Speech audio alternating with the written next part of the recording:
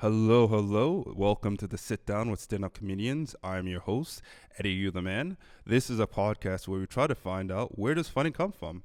Spoiler, it's usually trauma. Remember to like and subscribe, start a conversation in the comments, and hit the notification bell. Find us at Sitdown Podcast Milano on all social media platforms, and this is an Arcade Studio production. Hey, hello. Welcome, everyone. Thank you for tuning in. This is the Sit Down with Stand-Up Comedians. I'm your host, Eddie You the Man. So for today, we have our guest. Our first guest is Paolo Fiducia. Hello, Paolo. How are you? Hey man, I'm good. What's up? What's up? How are you feeling? Feeling good. Being a long weekend. Been a long weekend. And yet you're here. Not used to. Yeah, you're not used to a it. long weekend. Yeah. What the hair is looking good, you know? It's all new. Yeah. Thank you, bro. Interesting. Yeah. So tell us about yourself. Like, tell us who you are, where you're from, and what you've been doing, obviously. Well, my name is Paolo Fiducia. I'm a stand-up comedian here in Milano. About my stand-up journey, I started doing stand-up in late 2019 in Italian, in Milano. But because of COVID, I had to stop, like beginning of 2020, March. Well, I did the last show in Firenze in March, I still remember it, because it was the first show where people actually had to wear masks.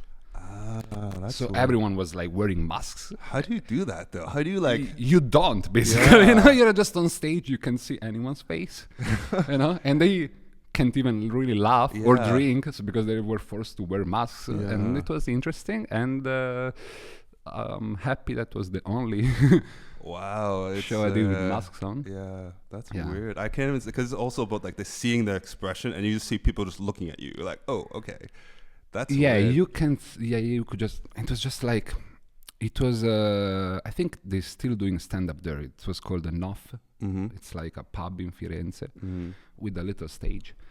It was managed by, Firenze comedians, etc., like Andrea Paone, Lorenzo Russo. I don't know if you know the guys, but anyway, like, it was so weird. And I was there with a friend of mine, Simone Luzzi, another young comedian. And we were like, this is wild. Because at the same time we were there, Milano was closed. And we were in Bologna the day earlier because we had to do a show in Bologna. But they canceled us the show because Bologna closed. So we were like, oh, we have like our last stop of the tour is in Firenze, and Firenze is still open. So let's go there, let's do the show. But when we arrived there, they were like, oh, Firenze tomorrow is closing. So everyone was scared. That's why everyone was wearing masks. I feel like even with that, if everyone's scared, it's like, okay, like, how do you laugh about that? You know, you're like anxious, you're sitting there and... It was very interesting because, like, again, we were doing stand-up comedy in Italian at the time, but there was a Chinese comedian. And she was actually the first Chinese comedian I met before Delia. Really? Yeah. Oh, look at that. Yeah, full circle. The first one. And she went on stage, started doing stand-up in English. But of course she was Chinese. Everyone was like, fuck COVID, what's going on? Is it like... Really? Yeah, we were like, everyone was like, what's going on? And she started doing jokes about COVID. No. She started like cleaning the microphone. We're putting on the mask. We're like, okay, this is real, I guess. The cities are really closing. But that was my last Italian show. Then after COVID, I moved to Tallinn, Estonia. Actually Tartu first, but yeah. And then I started doing stand-up comedy in English there. There is like, there is a great scene there. Like great comedians, like people that are like selling out theaters, and now they're doing stand-up comedy like in Austin with Joe Rogan, etc., doing tours like in Texas, because that's the hot spot of comedy right now, you know. Yeah. So you moved specifically for that reason there. I mean, let's say that was the first reason, you know. Of course, many things in life like kind of made me move there. You know, I had a girlfriend. You know, like I had a life there, I had a job, I had a girlfriend, I had many things, many reasons, and then that's interesting. After 3 years, I moved back to Italy, moved back to Milano, and kept going at it. That's where I met you. And that's where we met each other, and here we are. Here we are. Okay, nice. Well, first let's look at one bit. So essentially what I do is I look on some of the bits, I choose them. They don't know what bit I've chosen, and we just watch it together, and then afterward we dissect it. So okay, so I hate watching my my That's own what makes bits. it fun. Yeah, Yeah, that's that's what makes it fun. You know, Yeah. like what am I gonna pull up? yeah. No, don't worry. The one where I'm bombing. A foreigner in Italia, is there a couple It's that the is... crowd work. What's her name? Is Lily? And where are you from? New York. Oh, that's fine. That's nice. What's her name? Nadia. So you're from Italy. Napoli. Yeah, Napoli is not in Italy. We don't talk about Napolitans people here. We don't even talk with them because we can't understand them. Instead, they're from New York the state or New York the city? Because that's... Oh, okay. She's like Napoli for people living in New York. That's... You know, people from New Jersey don't talk to me, you know what I mean? Like, do the first move. She did the first move? She did? Girls, like, I'm trying to have a show here right now, so yeah, I need a real answer. Who did the first move? Okay. So break that down. What is that video? Tell us what it's about. Well, the first thing that I noticed here about that video is the fact that those shorts that I was wearing, I forgot them in Tallinn. Things we lost in Tallinn. Huh? Yeah. Today I realized I don't have any shorts here in Milan, and summer is starting, and I need to buy shorts. Yeah. Besides that, it was just crowd work in the interaction that I had with this lesbian couple. I was asking, there are like mixed crowds, like some Italians international, and there was this girl from Napoli. Mm-hmm. And the other girl was from New York State, not the city. That's what I found out in the joke. That's why then I was making the metaphor, the analogy with the girl being from Napoli, which is not really Italy, and the other girl being from like just outside of New York, so she's not actually from New York City, which is kind of. And then I was making fun of it. Yeah. See, one thing I really noticed, like, so we work together at ICU, and I love your crowd working because it's really off the cusp, but like it hits really well. So like, talk us through your process. Like, what are you thinking when you're up there and you just see something? Like, how do you deal with the curveballs? Like, if someone says something and you just have to go with it, what do you do? Honestly, I feel like a lot of crowd work, but also stand-up in general, it's just enjoying yourself. So just being in the moment, because, well, thank you for the compliment you just gave me about my crowd work, but I bomb too. It's like I bomb, I bomb, you bomb, we bomb, they bomb. Everyone bombs. And the thing is, like, the more you do it, the more you're like, I can enjoy this. And the way you need to find your own way to enjoy it the most. And for me, it's just like, don't care. And sometimes it translates to be like, literally telling the people, I don't care. Like, literally, like, I don't. 2 weeks ago, I remember I was doing stand-up, I was doing some crowd work. And there was this girl from Estonia. Not used to having Estonians in Milano. Because Estonia is such a small country, it's like 1 million people, like you don't expect them to see them outside of Estonia, They're rare. They're a rare breed. And this girl was like, oh yeah, I'm from Estonia. And she started talking like more specifically about certain things. And I was like, oh yeah, actually I don't care about that because I wanted to. Yeah. Because you need to be like the director of what's going on. You gotta manage everything, you know? Yeah, exactly. It's kind of like, doing stand-up, it's kind of like you are the director, the protagonist, the editor. You're everything, Yeah, the creator. Yeah. Everything. So like, it was interesting. Like, so how do you do? Like, when you go out there, before you go up or when you're up there, who do you choose? How do you know who to choose and who not to choose? Well, a lot of it is just noticing. Like the best interactions that I had with crowd work, it's just like when you're in kind of this state of flow and you can notice everything, and it's so quick and it's so weird because usually you're not used to notice all the little details. For example, if I'm out with a girl, I always forget what she wears or what she told me. I always forget things, but when I'm doing stand-up, I can notice all the little things. Because my brain is just activated that way. Everything is like all the neurological whatever pathways are activated, and I'm in. You know. So for example, I remember. So you're live. You know, you're like. Yeah. I can see people laughing. I can see people that are crossing their arms. They really don't enjoy the show, whatever. You know, people that are just like dying laughing. People that are clapping. People that are like, I want to laugh, but maybe I'm scared or whatever of being judged, etc. And I can notice all these little details, and then you can pick at them, you know. You can just I feel like also for me, when I go up there, I'm also analyzing. Because when you're up there, you're analyzing, you're scanning the crowd, you're checking them, and you notice everything, you know, because that's your job. Because at a drop of a dime, you need to change things up. You need to be quick on it. What I do a lot is before I go up, I'm also like, I sit in the back and I just watch the audience. I'm like, okay, who's the people around here? You know, and the one thing I'm really happy about is like Delia, she's always doing a little bit of crowd work before. And so like I'm thinking of my jokes and maybe she starts talking to someone. And I remember like a couple of weeks ago, she's talking to someone and they told her job and it went with my joke. I was like, nice. I'm going to talk to you, you know? And that's like, you know, the setup and all that stuff. But also there's the risk of getting someone who just like, no, I don't want to talk. And how do you deal with that, you know? Yeah, that's so true. It helps a lot. Just basically, if you see like a host, there is a good host that does already some crowd work, is asking already, oh, where are you from, etc. How many couples there are, or who's single, whatever. You can, you know, use that information later in your set. So basically, it's kind of like the host or the comedian is before you on stage is kind of like doing the premise for you, doing the setup for you. You just have to do the punchline. You know, that's really helpful sometimes. You know, you can. I remember in Ostello Bello. I don't remember, and I think you were not there performing last Monday. There was these 3 people sitting on a table. There were 2 girls and a man. And Delia found out that this girl was really like a feminist from Bologna. Everyone from Bologna is a feminist. Like, if you're not a feminist, you're gay in Bologna. It's like, or you're a drug addict. It's kind of like you do cocaine on Tuesdays. You know, that's Bologna.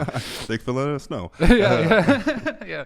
It's an interesting place. I like it. I like it. I live there. I live add that to Ed, right? You're like, I like it, you know? I lived there for some months. Okay. And the things you can use these informations, you know. Yeah. So for example, when I went on stage, this girl started laughing, or like she heckled me for something. Okay. And I was like, of course, like just making some jokes about being a feminist, and I was like, are you with your boyfriend? And the guy that was sitting there was the boyfriend, so I was like, oh, I'm sorry, dude. You know, and there was another woman sitting in between them, you know. So I was like, oh, that's why he's not sitting close to you, you know, like even though you're his girlfriend, he doesn't want you around. So everyone was laughing, you know, and she was laughing too, you know, because of course, like, I'm not bullying you, but I'm just making you aware of something, and everyone notices it. And it's like, stand-up is all about tension, you know, the release of the tension. So if you can build tension and then let them release it with a laugh, that's when you hit it. And that's when everyone is laughing. You can feel the room just relaxing with a laugh. That's the best. That's actually like, okay, I wanted to like go into this perfect for that. Like 2 questions. Like, so first one is hecklers. How do you do? Have you gotten a lot of hecklers? A lot, yeah, many. It's weird. I feel like I'm the one with the most hecklers all the time, but it's all about like luck and timing with whatever.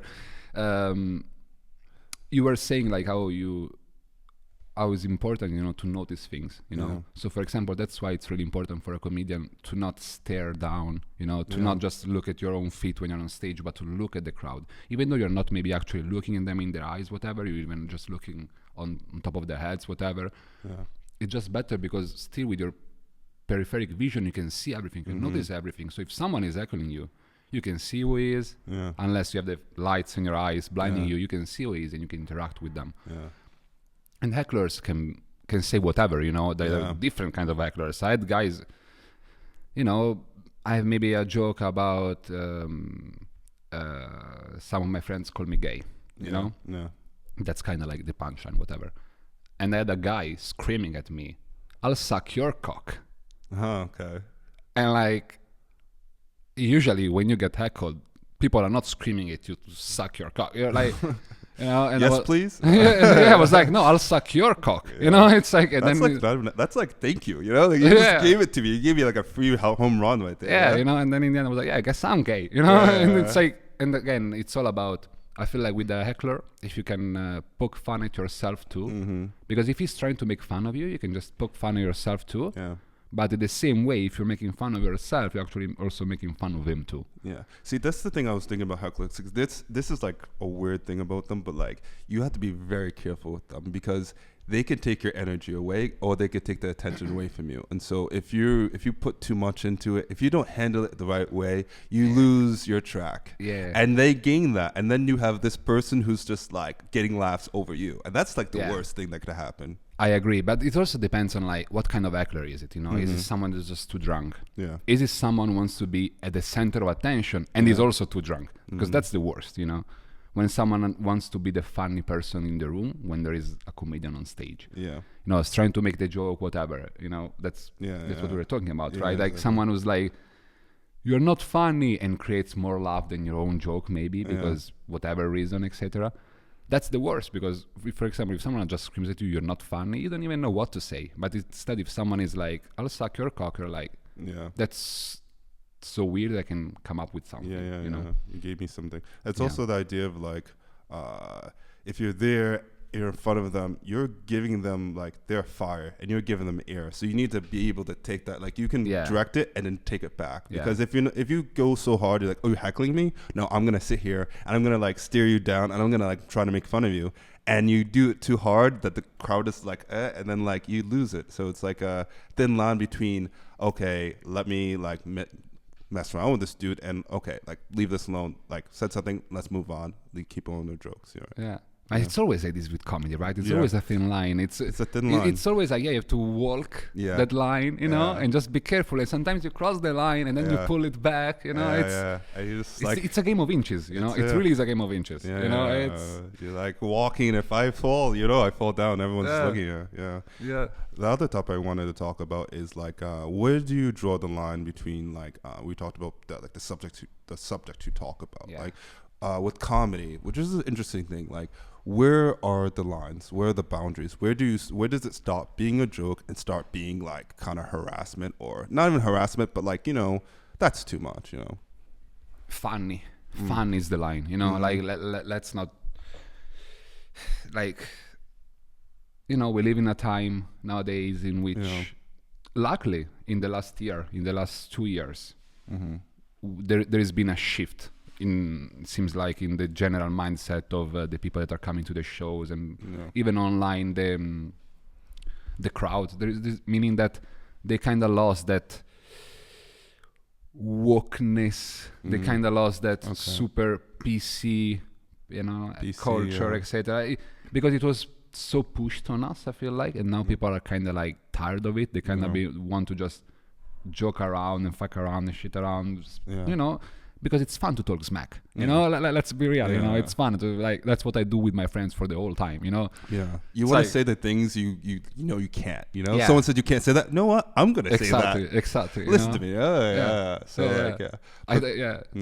And what happens? I feel like there is no. The line is funny. You know, if something is funny, then it's allowed because it's comedy. Yeah. You know, the main point of it is just being funny. So, for example, there are great comedians. And I don't feel like I'm not one of them, you know, but there are great comedians, you know, that can say whatever they want. It's just being funny. And of course, being funny, there are so many variables that are, you know, allowing you to be funny, you know, timing, awareness, like everything, like so many things that are involved into you being actually funny in the moment. But if you can be funny in the moment, just go for it. Yeah. You know, because funny always wins. Yeah. Because if, for example, if I'm going to see some comedy live, I want to laugh. You know, I don't want to leave there and be like, oh yes, this is a good person. You know, like the topics that he talked about, I agree. I don't want to be like, oh, I agree with you or not agree. I just want to be like, that shit was hilarious. Yeah. You know, that's what I want from a comedy show. You know, I don't have to agree with you. Yeah. You know, it's kind of like, We're not politicians. Yeah, exactly. You know, for example, you know, if Trump was just a comedian, I would be going to his shows. You know, like I would, you know. Yeah, you those rallies are maybe, you know, some of the best stand-up bits you can watch live. You know. What did he say? Yeah. So, and the thing is, like, just because, you know, he's actually not a comedian. You know, that's the main difference. You know, so I feel like if you're on stage, you should just be allowed to try. Most of all, like if it's like an open mic, you know, where literally you can just try things, you should be allowed to try whatever. And of course, like, I'm not, you know, I didn't just start doing comedy, so I know what kind of works, what's not working, and I feel like you do too, right? Yeah. We know we don't have to say the N word as soon. I know what I mean. You can. I mean, you can. You do. Yeah, you do a lot. You do it for me too, bro. Yeah, I'm Samuel Jackson over here. Yeah, I just say it at home when no one is. You better not. Yeah. But yeah, there's. Yeah. That's the main point. You know, just whatever is funny in the moment. That's what it works. Yeah, because I've seen a lot of comedians who gone up and, you know, they've done some, I don't say dark, you know, comedy, and like some of the stuff they do, it's like, oh, this is gonna be dark, and then they go for it, you know, and then it's like even darker, and then it's like, no, you don't like that, let me go deeper, you know, and it's like, yeah, I mean, you know, it's seeing the audience as well. I think that's the other thing that's true. Like, you'll know by how the audience react if you're going too far and to reel it in, you know. Yeah, but it's also like a lot on the comedian skills, you know, because for example, you can push it too far, you know, and maybe you can even bomb with a joke and then just save it in the end, you know, be like, even just acknowledging the fact that the joke bombed, whatever, you can save it. You know, so even if you cross the line, you can be like, well, I crossed the line, you know, my bad. Oops, you know, exactly. You know, and people are gonna, gonna relate to you, you know, in that moment. So they're gonna understand you better, and they're gonna laugh, and you can just bring them back on your side. Yeah. It's not easy to do, you know, because again, when you are there on stage, if people are not laughing or not vibing with you, you feel bad, you know, like, because you want them to vibe with you, you know, like that's like, why aren't you laughing? That's actually the main point, you know, like again, we comedians are, you know, attention whore, you know, that's what we are, you know, so it's like, give me all your attention and trust me on this is going to be funny, and if it's not funny, I'm gonna try to save it for you and make it funny somehow. No, that's true.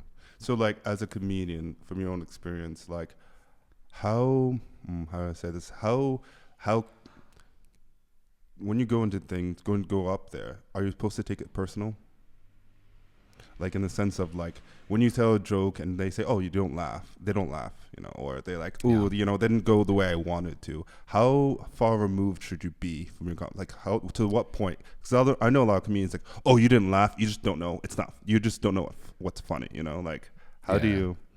I feel like, you know, you go through the 360 degrees of emotions, you know. I feel like every time that something doesn't work for you, you're always like, it's always easier to blame someone else or something else, you know, instead of being like, oh yeah, it's my fault. But you need to be objective, you know. So I feel like you shouldn't have a bias towards any direction, you know. You should just be objective, which is difficult because you're like, wait, what was wrong, for example, with the joke that I did? Was it me? Was it the timing? Was it the crowd? Was it the situation? Didn't I set it up correctly? I stumbled and mumbled something, you know. There are so many reasons why a joke might work or might not work, even the same joke, you know. Yeah.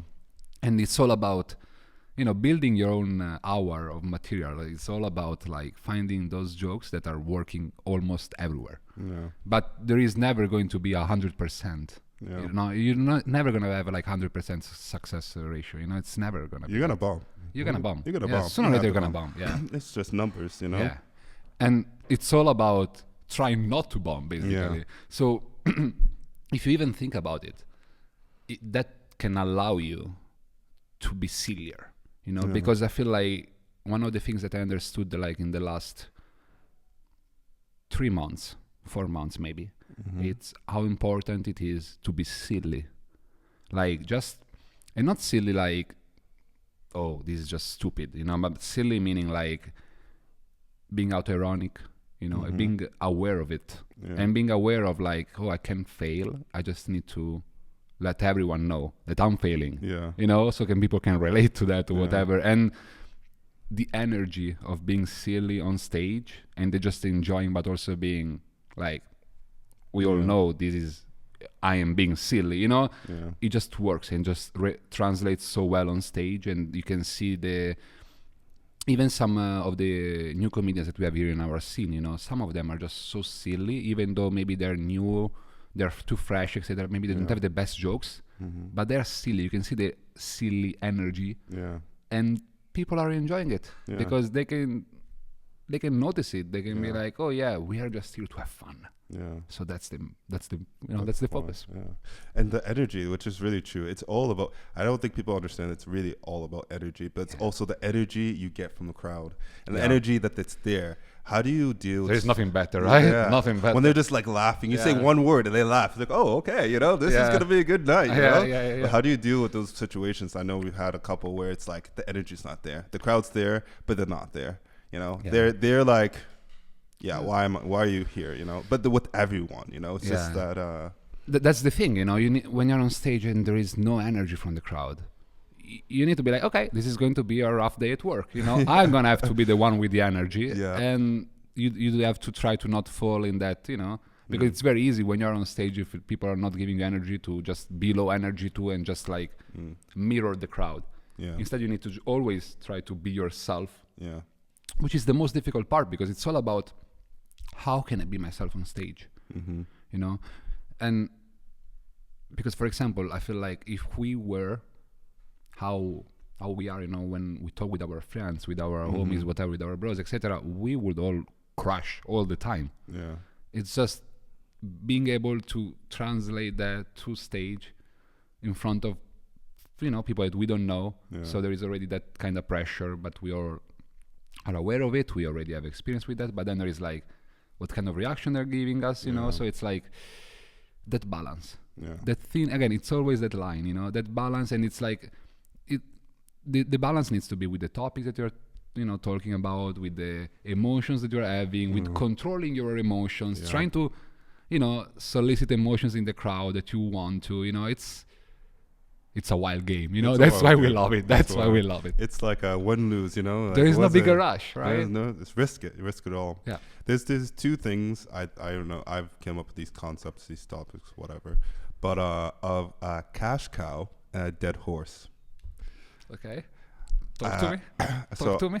Cash cow. Which I came up with these topics, you know, these terms. So I don't know if you want to use it. I'll, you know, trademark it. But a cash cow is someone in the crowd that they're gonna laugh, but they're gonna bring the energy, and everyone's gonna hit on them. And every time they laugh or whatever, it's just gonna make the other crowd go wilder, you know. And so like you could just say like, you know, it's the person you could pick on, you know, like, oh, look at you, you know, you're from this place, and everyone laughs, you know. And then everyone starts to go on to them because, you know, that's the freebie. But, you know, they're going to laugh, everyone's going to laugh, and everything's going to go well. Yeah, it's, again, these are like, let's be honest, in my opinion, these are low-hanging fruit, you know, but they're good. You know, that's why we pick them. You know, like, it's easy. You know, it's easy. Exactly. You know, that's the main point. You know, and for example, again, the last one that I was talking about earlier was the feminist girl from Bologna. You know, but there was also like a gay couple like sitting right in the front. You know, and had this joke about gay sex, etc. And they were laughing about it so much. So I was just like making everyone notice them laughing so hard. So everyone was just laughing harder. You know, and it's so great, you know, because the wild thing about stand-up is like you can prepare your own jokes, and they're like, oh my god, this joke is perfect. I worked on it, you know, I mastered it. I put 1 year into perfecting this joke. Then you go on stage, you do the joke, it's getting laughs, etc. But then you have one interaction with someone from the crowd, and that one interaction gets 3-4 times more laughs, and you're like, oh, this is just off the top, and it's working better than my own joke. But you just need to accept it and take it. Be grateful for it. You know, cash cow. You know, just go, keep going, milk it till you milk it all. Let's get the milk. And then there's the dead horse, which I've seen this a couple times, but I've seen it once, and it's like one person that the crowd kind of gravitates to say, can we laugh or not? You know. That's literally the opposite of a cash cow, Yep, basically. exactly. Yeah. And sometimes you feel like someone can be a cash cow, and then instead it's a dead horse. Yeah. For example, when someone laughs, but too much, and even like maybe at your premise, like ruining the timing of your own joke. Yeah. Did it happen to you, bro? No, it's never happened because Oh, I've been heckled by a laugh. You know, like when you're heckled by a laugh, it's so weird because you want laughs, but you don't want the laugh in that moment. You know, so it's like, oh, if you laughed like 3-4 seconds later, everyone will be laughing with you. Instead, you are laughing right now, and you are the only one laughing, and you're messing up my timing, my jokes. Piece of shit. like go home, get out of here. Yeah. Okay. So I've been heckled by laughs. And when it happens, it's just like, again, you need to acknowledge it. You know, it's always acknowledging the problem. It's always the main thing, because for example, if someone is really not having fun, and everyone is actually, again, using him as like a meter to understand if you are actually funny or if you're not funny, if you're being too insensitive or not enough, say like whatever the crowd might feel like, oh, should I laugh, should I not laugh? And if they're using it, you need to use him too, you know, and being like, oh, whatever it is, you know, acknowledging the problem, making fun of yourself, making fun of him too, making fun of everyone just for caring about this moment too, you know. And again, that's the worst case scenario for a stand-up comedian, though. Having to address that is the worst case scenario, because you just want everyone to just enjoy it, you know. And you want it to be easy, you know. That would be you don't easy day at work. Exactly. You know? You're like, oh god, now we have this person, you know, like I had to meet this guy, you know. It's like, it's work. I don't feel like people understand it's work. It's a lot of work, and it's like a lot of energy. It's you know, rewarding, of course, but it's a lot of work. And it's like 5-7 minutes we do, but in that 5-7 minutes, I like afterwards, I feel drained, you know, like I feel replenished in the sense of, oh yeah, I did great, but also I'm like, wow, you know, like I get off stage and like, oh, you know, and I'm just like, again, it's a lot of energy. 10 minutes, you know, a 10 minute set on stage sometimes feels like an 8-hour shift at work, you know, like you just, I don't know if you ever worked like in some environments, for example, that are really adrenalinic. You know, like just like, for example, I was a bartender for years, you know? And when you work as a bartender, you have this constant interaction with people, you know? So you kind of build this energy, and then of course you always have to kind of wear a mask when you're a bartender, you know? You always have to be like positive, because that's your pub, whatever, you know? You want the client to get back to you and or come back again. Tip you, whatever. And it's the kind of same thing with comedy, you know, because you want everyone to like you. You want everyone to come back to the show. You want everyone to leave you more money, etc. And then as soon as you finish, it's like you have this rush of adrenaline. You know, that's why the first time I did stand-up, I was like, oh, this is better than every other drug I ever did. You know, it's a high. I mean, I'm actually joking. It's not better than cocaine, but you know, I need to repeat that to myself every day. If not, I'm gonna become an addict. But it's addictive. It's super addictive. It's super addictive because you get that high of like, everyone, you like me, or like you laughing at me, and then you're like, I want that again. You know, and it's never. It's like you need to laugh more. You know, like that was okay, but I want more. You know, and it's like exactly. You know, and I feel like we comedians, I feel like we are kind of, all of us are like some way, somehow, and for different reasons, you know, but we want everyone to like us. Which is not possible, because you're never going to be able, you know, to be liked by everyone 100%. You know, it's always going to be, if you're a good comedian, I feel like, if more than 70% of the people are liking you, you're already a great comedian. You know, like, exactly. You don't need 100. In that sense of like us wanting to be liked by everyone, and obviously that's not possible all the time. It's kind of the downfall in the comedian, in a sense, you know, like you constantly want more, and it's just not possible to do that all the time. But if you don't, you're super hard on yourself, and you're like, okay, you know, like what did I do wrong? And it's like, you didn't do anything wrong, but you know, it's just again, it's just working that line, you know. It's difficult because you can't even tutor your jokes to be like appreciated by everyone. If not, you would be just writing like generic stuff, you know, not really yours, with no personal, no subjective point of view, etc. You know, you need to be yourself.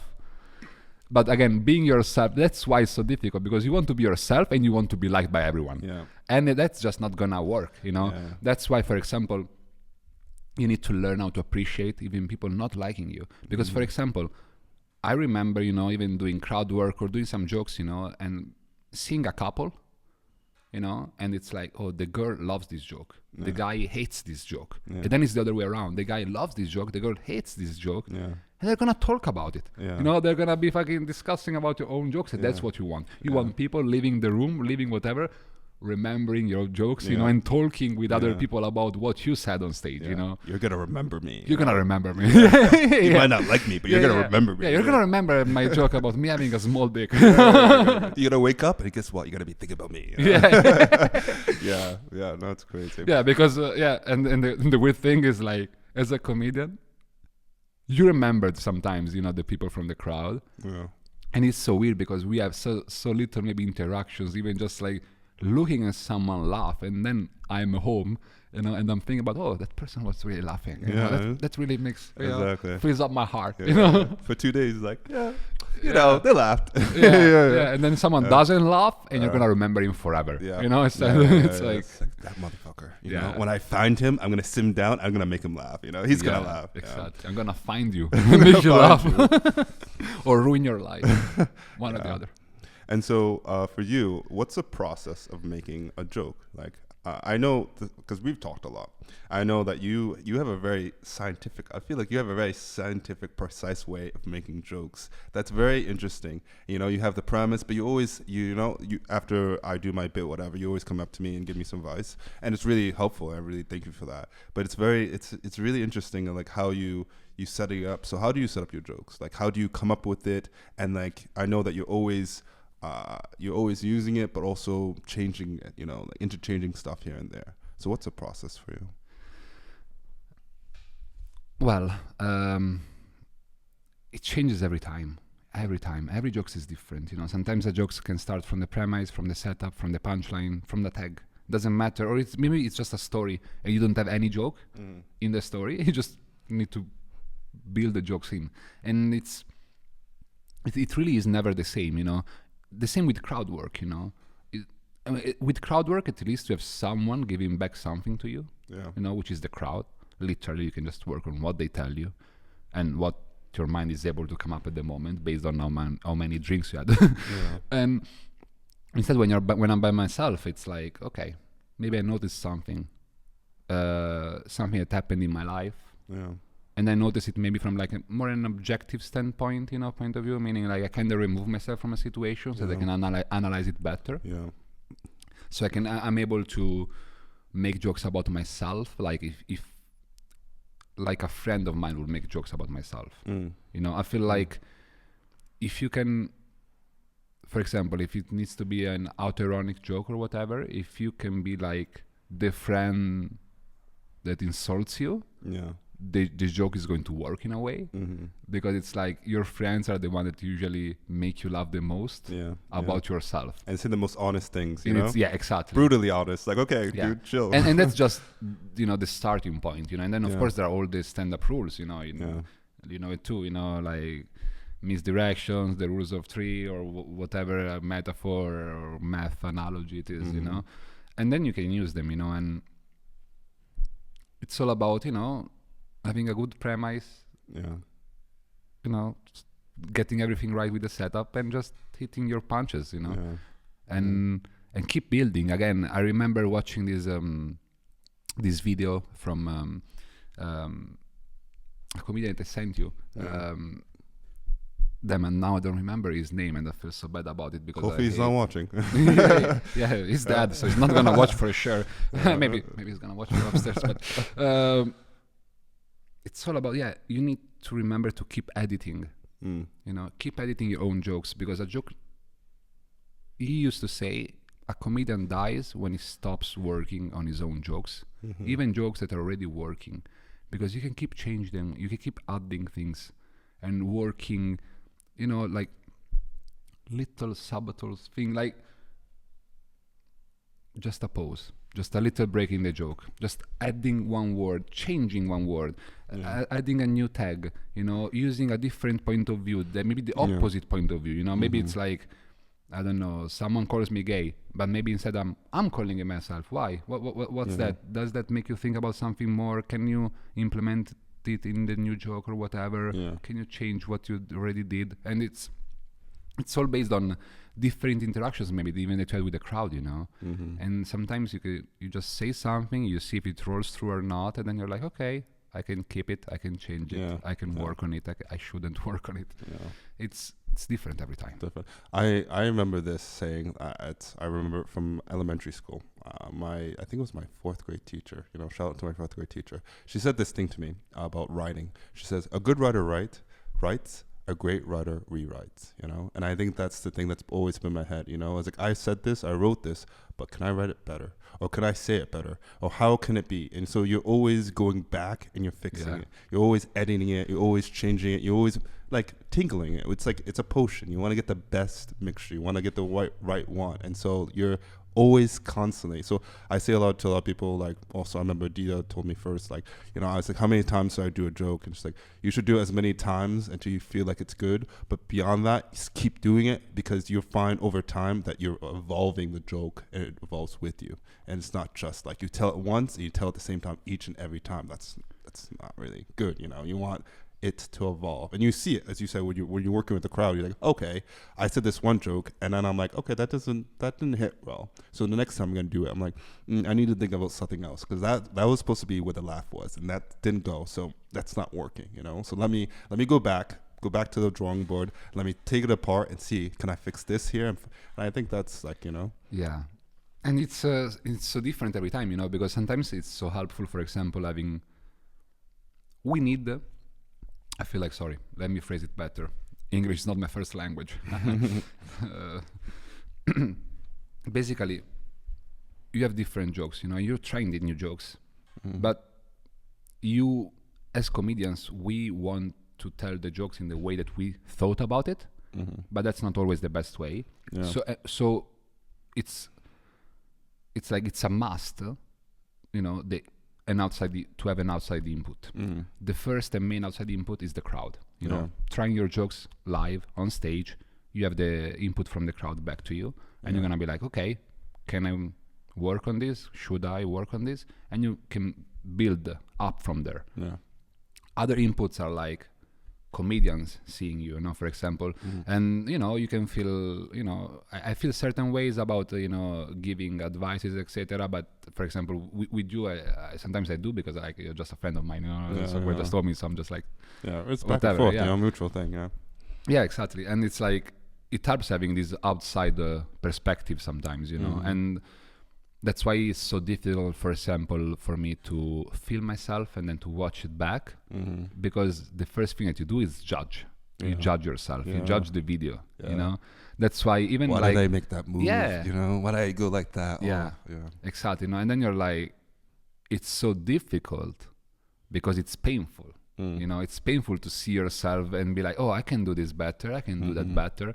And I feel like, basically all the comedians have this, you know, because we want to just get better all the time, just be funnier all the time. We want to be the funniest motherfuckers in the room, which is not always possible. And it's like most of the times when you're working on new jokes, you're not gonna be the funniest because they're new jokes. So they have to be funny though. You know, that's the main point. They have to be funny. So you keep working on it. You keep watching them. You keep, just practicing. And it's about the inputs, you know. I feel like, and sometimes it's just a word, sometimes it's just a pose, you know. Instead, other times it's just, oh no, I need to change the whole setup, the whole premise, because it's not going through, they're not really understanding it. So it's different every time, and that's why I love it so much, because there is no fixed way of doing something. You know, it's just, and it's on you. It's 100% on you. You know, it's all about betting on yourself and just doing it. The other thing I was thinking about is that, you know, we were talking about how you said when you're thinking of a joke, you're like, you know, a lot of times I see, like, I'm in a situation and I'm like, you know what? This could be a joke, you know? And you're like outside yourself looking that's a problem though. That's sometimes what I do. And it's, I find myself also thinking like,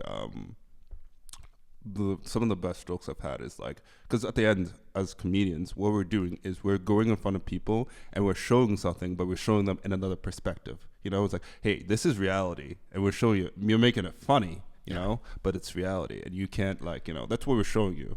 Yeah, and it's again, I have the same problem though. And actually, maybe my problem is even more extreme, you know, because really I have always this, you know, comedy filter activated in my mind, which is, you know, it's bothersome sometimes because I always have this feeling, oh, I need to write new jokes, you know, but I'm not one of those that can just sit there and just write. Yeah, me either. I can't do that. I'm not that. I need to live.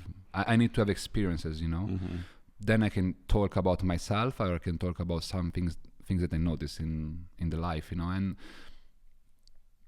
to do that, though, you need to be constantly aware of the fact that, can this be funny? Yeah. But if you keep asking yourself that, it's kind of like when you're sleeping, you know, when you're dreaming, and then you're like, wait, is this a dream? And then you have a lucid dream, but then you're not really just dreaming. You're trying to control what's going on, and that's what happens to me in real life. You know, for example, oh, I'm with a girl, and I'm like, can this be a joke? And then it's like, oh, I'm not in the moment anymore. I'm already seeing this all as a bit. Yeah. And it happens all the fucking time, and actually, I'm the worst. I feel like I feel like so many people should just. I don't know why people keep hanging out, hanging out with me, or like, going to sleep with. Because again, I write jokes like about things that I live, you know, and then maybe I'm texting them to the people, and I'm like, I know that what happened this way, but look, I wrote this joke about it. How do you think? Can you tell me anything? You know, was it like that? But I think it's like, you know, the artist, you know, like the artist is always looking for a, I don't know, not muse, but like some kind of inspiration.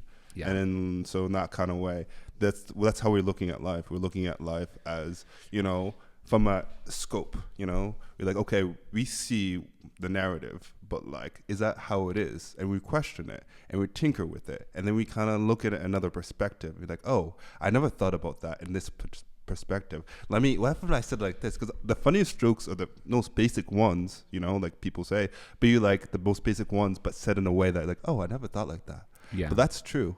You know, like, oh yeah, when this person does this, oh, the girlfriend, boyfriends, it's always like, oh yeah, that's true. I never, because it's really looking at it from another perspective, you know, like changing it.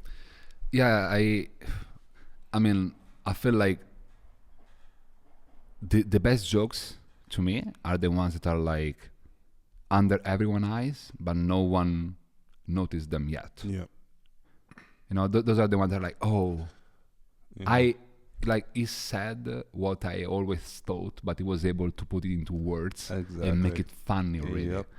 Those are the ones that are hitting me the most when I see a special, when I see someone doing his own set, whatever. And it's so great, you know, and it's so good. Yeah. But at the same time, it's like, yeah, we build our own narrative, and we want the narrative to be funny, you know, and sometimes we want it to be about ourselves. Yeah. And then we kind of build our own character in a way, even though it's not a character, you know, these are just jokes, just experiences, make it, you know, like that we say in a funny way, basically, and we fill them up with jokes, etc. But there is always the problem of like, we can't allow ourselves to fall into the character, because if not, we limit ourselves, you know. For example, and I found myself actually falling into the character recently, and I was like, oh damn, I need to push back a bit on this, because I can't allow myself to become the joke, you know. Like, that's the point, you know, like you do it, you know. And again, you know, for example, I moved back to Milan, you know, from Tallinn. I'm recently single, etc. And all the new jokes that I'm writing are about my life, but are about my new single life, because for me it's a new experience, you know. But then, first of all, I'm sorry to all the women in my life. I know. Watching right now? I'm sorry. Not being the best. But you find yourself in this character, you know, and because it's funny, you want to keep building it in a way. But then you can't become the joke, you know. And it's again, it's always a thin line, because you want to make it funny. Maybe you want to connect one beat to another, and it's about yourself. But then people are gonna think you are that. Yeah. You are that person. You are that, and it's instead that's just something of you, seen from your perspective in a funny way. Exactly. Yeah. And you're building this joke to be to be able to be consumed by a large audience. So it's gonna be like a kind of not fully real, because jokes are always real but not real in a way, at least if you're talking about jokes that are like personal, for example, if something happened to me, like, and everyone is different, there are people that are just making jokes about a cup of coffee or whatever, and it's not even related to their life or something. It's just an objective joke, just observational comedy about something, which is great, and I love it.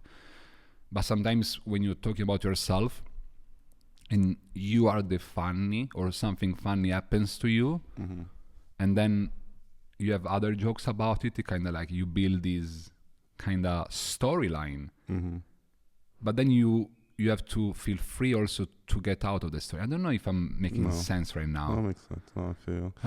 Should have slept more. No, but also I was thinking like something that's funny. It's like when you're telling a joke, whatever, what's based on your life, the point is like you need to end it funny. Yeah. But in reality, what happens with what the real life situation, it happened and you move on. You keep going, Yeah. And that's not the joke you can say. Yeah, so yesterday I was with this girl and this happened, and then what happened? Yeah, I went to sleep. Yeah, exactly. I woke up and then like I went back to work, and so like that's not what people want to hear. They want to say like, but what happened? No, tell me something good. But again, you don't have to feel forced by an ending. That's the thing. That's the main point, because a crazy thing about comedy is so good, and this is a cheat code. Okay, this is cheating, but like take notes. Segues with comedy, you can just use an applause break, a laugh break. That's the best segue. You can just go from one joke to another, talking about two different topics completely. You can just let a joke die on a laugh and just move to the next one, and the laugh is going to be the best segue, more than you being like giving, I don't know, the third call back to end the joke on a laugh. Like, you know what I mean? Yeah. It's like you don't always need an end, but that's what the crowd kind of wants. But if they're laughing, they don't need it. Yeah. And you need to be aware of it as a comedian. So for example, I do find myself in a situation that you were describing earlier, they want to know what happened after. Nothing happened after, because that happened maybe the day before, and now I'm talking about it on stage, so I need to leave more to tell you more about the joke. But then also at the same time, you can't force yourself to only talk about the topic, So for example, I found myself writing about going out with some girls, and then I was like, I feel like I need to to get to an end to this joke, but then I was like, I don't really need to, because if not, I'm just gonna force myself to actually leave the joke. Like, meaning that, for example, you're going out with a girl, and you write a joke about it. There is no really end, because again, your day just ended, just went to sleep, so there is no end to the joke. So you're gonna be like, I need to see this girl again to write more. But that's you see, there is a problem there. Then your life becomes a joke, and that's I fell into the trap. I fell into the trap many times, because again, I want the funny, and all my life is based about funny. That's why I'm struggling. That's why we are struggling. We're hypocritical of ourselves, though. No one else understands that we're hypocritical. Yeah. This also, like, to segue a little bit, this reminds me when you were talking about, like, we are the comedians, but also we live a life that's separate from that. That's different, We show this idea of who we are, but it's just a character, And it reminds me of, like, I think Toto, he's the famous comedian / actor. My girlfriend was telling me a little about him, like, how his life in the screen and his life behind the scenes were completely different. Behind the scenes, they were saying like he never laughed, he never cracked a smile. He was super serious. He was writing poems, he was writing like songs for other people, but he's like, I can't sing these songs because that's not who I am to the people. And so like he'll give these songs away, and it's very interesting because you have this idea of you're a comedian, but that's not all of who you are. Yeah. But that's all of what people want to see from you when you go up on stage. And so you have a double life, you know, you're like, yeah, laugh at me, but also shit, something happened to me. Yeah, you it's know? super interesting, right? Super Yeah. interesting, because again, people don't know what's going on, right? Yeah. And you have your own personal shit going on in your life, you know, like, Yeah. and they don't know about it. They just want to laugh, and that's the main point, you know. Again, it always comes back to laugh. Yeah. If you are doing comedy, you need to make people laugh and be funny, and that's it. Mm-hmm. So you need to be able to comportalize. Yes, Yeah. as you say it. I'm not the English speaker. You know? So you need to comportamentalize your life and being able to separate your personal life to the job, you know, because that's a job, you know. And again, going back to what you said, it's like you can't always be aware in a way of all the problems that are going on in your life when you're on stage. Because if you're aware of it, I don't know. And sometimes comedy does that for you, meaning that, I don't know, maybe you had, I don't know, hiccups for the whole day, but then when you're on stage, you don't have it. As soon as you get off of stage, comes back to you. Yeah. And that's, I feel like it's also adrenaline, maybe it helps with that, you know, just to not think about what's going on. Yeah. And the problem is when, you can't avoid it. There are some moments in which that happens, you know. For example, I don't know, you see someone in the crowd, you notice someone in the crowd. For me, it happens a lot. For example, if a friend of mine is sitting front row or whatever, and I see him, I kind of get distracted because I want to just talk with my friend. You know, that's it's so stupid in a way, but that's what happens to me. So, for example, I'm always asking people that I know, sit in the back. Yeah. You know, come see a show, but just sit in the back. Right now I'm performing, you know. Yeah. I'm a performer. Yeah. So like since we were talking about Toto, for you told us earlier that you used to do comedy in Italian. Yeah. So what made you switch to English, and what's the difference between English comedy and Italian comedy? Well, damn, that's a heavy ass question, bro. We're here for that, yeah. Well, I mean, why do you? I'm gonna start from the end, meaning that the difference between Italian comedy and English comedy, it's just they're two different things. Meaning that, you know, stand up, it was born in the US, etc., and the language is a lot of it. You know, the language allows you to do certain things that you cannot do in another language. And it's also because the Italian comedy is based on the television, you know, and the tradition of Italian comedy, which is more it's more, let me tell you this story, you know, and people are used to just, okay, tell me this story, and I'm up for it, you know, and maybe there is one or two jokes in 5 minutes. It's not weird in Italian, you know. Instead, in English, there is like a rhythm that you need to keep, you know. That's what they say, you know, like, I laugh every 15 seconds, you know. That's what you should try to achieve, you know. 4 laughs at least in a minute. In Italian, almost never it's like that, you know. It's just more like, let me tell you this, and people are agreeing with you, and then they clap. And again, not everyone is like that, you know, and there are one-liners in Italians too, you know, like there are people that can keep up the rhythm, etc., but it's just a different style. Like,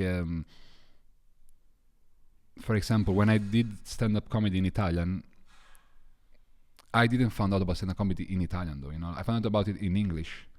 And then I was like, does this work in Italian? Can I make it work in Italian? Is there an outlet for me to do it, to try it? And 2019, when I started, there weren't many. Comedy Central just started in a way. Comedy Central Italia just started in a way, and now it's failing. So, and all the other comedians were like doing maybe one show a week in Milano. Right now in Milano, there is like at least a show every day. You know, in Italian, and now almost in English too, you know. That's what we are trying to build. And it was just so different in 2019, you know. There were less opportunities. and because of less opportunities, first of all, there was no English stand-up comedy. Just it didn't exist in Italy, and because I didn't even start it at the time, I was like, I'm not gonna build an English scene because I don't have the skills to do it. Let me build the skills first. So I started doing it in Italian. And when I moved to Tallinn, in Estonia, I was like, they have an English scene here, and it's already like a strong one. It's already built in, because the guy that started stand-up comedy in Estonia is actually this Australian stand-up comedian. It's called Luis. Ciao, Luis. What's up? And he started there, and then the guys that were coming up in the scene in Estonia, they moved to Australia, they moved to Canada, they just worked on their craft, and then they came back to Estonia. So they were able to build an English scene there. And in Estonia right now, English is also the second language because Estonia was part of the URSS, like the Russia, whatever thing. So they were used to have Russian as a second language. But then when they got their own independence, English became the second language. So everyone can understand English way better than here in Italy. Instead, here in Italy, our crowds are mostly internationals, not Italians. Yeah, there are some Italians, but are the youngest generations, like 30 and under. You don't see like a 40-year-old Italian man usually at a comedy show. You see like, teenagers and up, right? Until like 30, 35. Yeah, exactly. Because people that are over 40 in Italy, they don't really speak English, right? That's the main problem. So for me, it was all about what I want to do, what I want to achieve, what kind of comedian do I want to be? And I want to be a comedian that does comedy in English because that's like one of the coolest thing for me is just being able to compete, and it's not even like, I want to win. I want to compete, I just want to put myself out there and challenge, and challenge myself. Like I'm competing with myself. I'm not competing against others. I'm competing against myself because you can see there is always going to be someone that's funnier than you, even though maybe you have better jokes, whatever.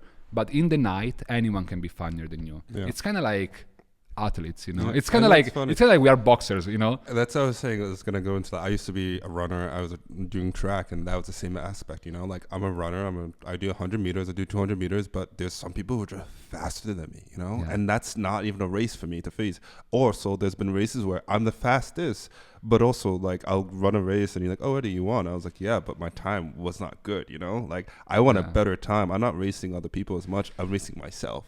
I'm racing the time and like to see, can I get better? So like if I got like last place, I would be like, but look at my time, I got better. And that's the only thing that made me happy, because that's the point. You're racing yourself. You compare yourself and saying, could I do better? And I think that's the same thing with comedy. It's like once you start to focus so much on other people and how they're doing it, you're not in the same lanes. You're not in the same roads. You're doing different things. Point, right? Yeah. You lose the focus. You lose the main objective. It's like, for me, first of all, it's so cool. For example, like you're from the US, right? Yeah. You're like, you were close to Boston, right? Yeah, Rhode Island. Close to Boston. Shout out.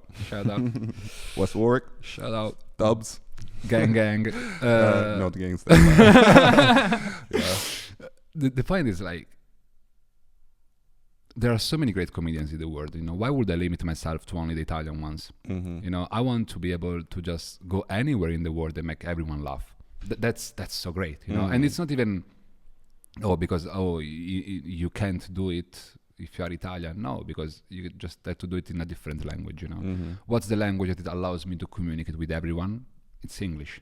It's the easiest one. It's the one that you get taught at school, etc. So I'm gonna use it. Why wouldn't I?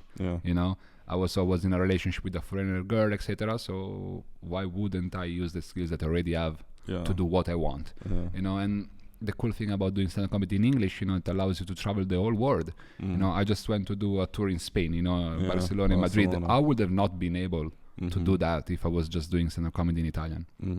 Being able to do it in English allowed me to meet so many cool people, like meeting comedians from LA that are killers, that have been doing it for 30 years, and they're just the best. Like when you see them live, you're like, oh my God, this is the level Yeah. You know, that's the level of confidence, the level of just acceptance of yourself and just silliness. Everything was so great, you know, and you can learn so much. And see these environments, you know, I want more. I always want more. And I feel like we all do, you know. And just there are levels. There is levels to this. And some levels you are not even aware because you don't even know that that's possible. You know, for example, just in Milano, we don't have a real comedy club, right? Yeah. We are building it. We are building our own scene, etc. But we don't have like a comedy club that does stand-up shows for the whole day, right? They have that in Barcelona. So, for example, when I went there, we did shows at 5, we did a show at 8, we did another show at 10. Yeah. Always in the same venue, you know, same venue, different crowds, different people coming in, etc. And you can just, you know, you just pack everything together. It gets super dense, etc. But you can just work on yourself so much in that little amount of time. I feel like I've developed more in spending 5 days in Barcelona than spending 2 months in Milano. Why? Just because the repetition, the stress, the doing 3 shows in a day, you don't want to repeat your own material 3 times always in the same way. You're gonna try to find new things, new ways to improve yourself, new ways to change something, to challenge yourself, fail so that you can succeed later. You know, it's like, don't be scared of failure. You know, it's one of the main things in comedy, I feel like. And we are scared of it.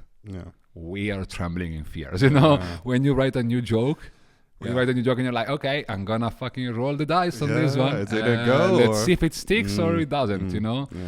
And that's the best. But that's actually what you want a little bit. You always want to be a little bit scared. Because that keeps you alive. Exactly. That gives you a reason to fight in a way. And you need to fight. It's because a fight or run, if you're there and you're about to go on stage and you have 0 worries, you're probably not gonna be your best, you know? You need to have just that little healthy level of nervousness, of fear that is going to allow you, you know, to just try your best. If not, I feel like at least I'm not even going to try my best. If I don't have a challenge in front of me, I'm not going to apply myself to the best of my abilities. Because there's nothing on the line. And I feel like with a lot of, I don't know, comedians who have been in the game for a long time who have that, like, built up that, like, confidence. But now they're like, yeah, you know what, I'm going to get it anyways. You see, like, they're not as funny as they used to be because it's not, they don't have that line, you know, that like, you know, I can lose it as it, you know, like, no, I'm still going to be good after this. And, you know, I remember, I guess it was like, who was it? Kevin Hart, in one of his last stand-ups or whatever, he walked up on stage and he kind of looked about and you could see there's like, I got this. And I was like, yeah, he built that confidence up. He's in front of thousands, hundreds of thousands of people, but like, it wasn't the same, you know, like, you know, like, am I gonna make it? Am I gonna do it? Like that kind of like sense that you kind of like, okay, I gotta give it my all because if not, then, you know. Again, I can't even talk about it in a way about Kevin Hart because it's so difficult to relate to him in a way, you know, because he's doing arenas. We are not, you know, like, so it's like, I feel like if I would do the crazy thing is like right now doing arenas for him is like, that's normal, you know. That's an everyday life. For us, it would, like, if I would do an arena, I would still feel like, even if I would be comfortable doing stand-up, I would still feel like the responsibility of being like getting these people their money's worth, you know. And you know what I mean. Instead, we are, you know, we're doing stand-up for not that much money, you know, because we are just building up and growing and developing as comedians. So the thing is, like, we don't have a lot on the line, but you need to kind of remind yourself that there is a line somewhere, you know. You're not working maybe for that moment, that night, but you're working for, you need to put in like kind of like an objective, you know, kind of like something you want to achieve, you know, and kind of like visualize it and kind of try to reach it in any way. And that thing needs to keep you in that like motivated, in that motivation state. But it's also like, as I was saying earlier, there are so many variables, you know. And again, for example, there are just some days in which like you're sick, but you just want to do stand-up anyway, and you just show up to the place, you know. I remember once I had a really bad like stomach infection, whatever, just like, you know, I was shitting my pants for the whole day, you know, and then I was like, I'm gonna still do stand-up tonight, you know, even though I had terrible diarrhea, you know, and I went on stage, you know, and people don't know that I have a terrible diarrhea because I'm not shitting on stage, you know. Not yet, you know? But I am eating shit, okay? So that's, and it's like, whoa, why did you have a different energy tonight? Well, you know, come check the bathroom, you know. It's like, I blew it up. Okay, let's curve this back home. I just have so let's end on two questions, okay? And I'll just put them together so you can, like, you know. So the first one is, what should comedians strive to be? And what are some advice you would give to, I don't know, a comedian who wants to start up?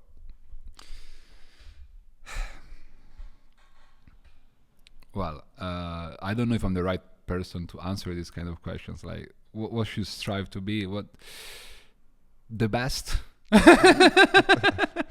the best version of yourself, you know, like whatever that is. I feel like comedians are competitive. I feel like we are competitive people, you know, because again, we want to be funny and we want to keep being funnier compared to what we were a week earlier, 2 weeks earlier, 1 year, you know. But we also, just because it feels good, you know, to be like funny even in the night, you know. But as we said earlier, there is always going to be someone who's funnier, someone who's not shitting their pants at night or whatever, you know. And sometimes that's you. Sometimes you're gonna be the funniest, you know, and it's gonna feel great and you're gonna have adrenaline and just so just try to improve yourself every time. Try to, and again, what I'm gonna say right now are all recommendations that I should stick to it too, and that I'm not doing as often as I should, because it's always easier to, you know, give opinions to someone else about what they should do instead of themselves. So this is for myself, actually.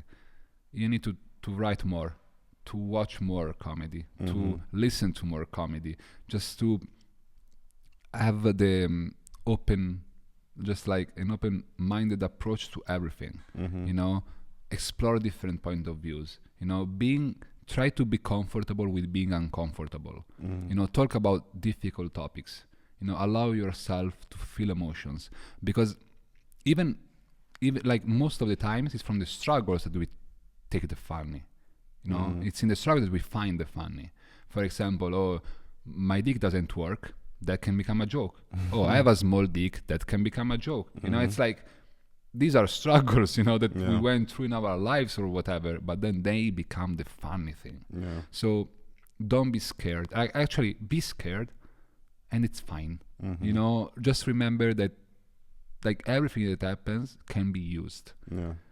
But also try to not fall into the pattern of being like, now everything needs to be used. You know, in a way. Don't become the joke. Yeah, that's make the joke, don't become it's a very thin line. So that's why it's so difficult to give advice to someone and to follow these advices, because it's like, you need to be comfortable, you know. So the main thing is just try to be comfortable all the time, which is not easy and it's not doable. You can't always be 100% comfortable in every situation, but that's what you try to strive towards, you know, to achieve, because it's like, so many situations in our life, for example, having to deal with a boss at work, you know, or having to deal with the show business, you know. It's show business, you know. There are so many people that you know, that are double faced, that are trying to scam you, that are trying to trick you into doing things, you know. And they're like, come get this gig, you know. And they're like, oh, they pay me for this. Okay, of course I'm gonna show up on Wednesday, and then it's a full Arabic crowd. They don't speak English or whatever. Let's see how it goes on Wednesday. It's like, and then we are there, and you're like, wait, did I get scammed? No, this is what I'm doing stand-up. This is what. Okay, I'm talking about myself right now. Comedians, that's what we do, you know. I have a weird show on Wednesday. Sorry. Okay. So it's all about, just take everything in. Just talk about yourself. For example, comedy exists, you know, since forever, right? All the topics that can be talked about have already been talked about.